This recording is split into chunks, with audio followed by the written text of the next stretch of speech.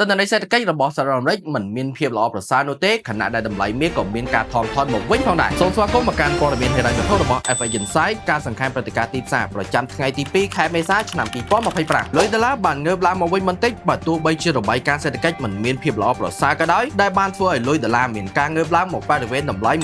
104.300 ដោយសារតែភាពភ័យខ្លាចនៃពន្ធគយបានចាប់ផ្ដើមរសាត់បន្តិចម្ដ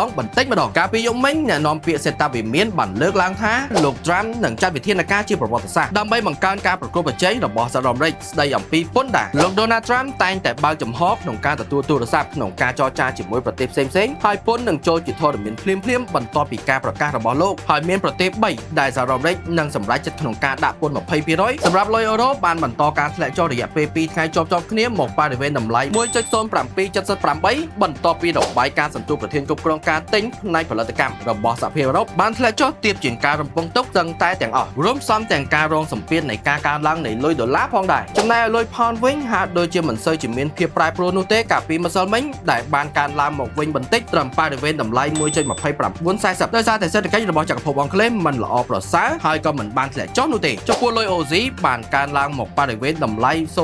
0.6283 បន្ទាប់ពីធនាគារកណ្ដាលអូស្ត្រាលីបានសម្រេចចិត្តក្នុងការរក្សាអត្រាការប្រាក់ឲ្យនៅដដែលត្រឹម 4.10% ហើយនៅក្នុងសន្និសីទគោលនយោបាយរូបិយវត្ថុរបស់ធនាគារកណ្ដាលអូស្ត្រាលីបានលើកឡើងថាអតិផរណារបស់ប្រទេសអូស្ត្រាលីនឹងមានភាពល្អប្រសើរហើយការរក្សាគោលជំហរអព្យាក្រឹតនឹងនៅតែបន្តហើយលុយយេនហាក់ដូចជាមានភាពល្អប្រសើរដែលបានធ្វើឲ្យ USD JPY បានធ្លាក់ចុះមកបរិវេណតម្លៃ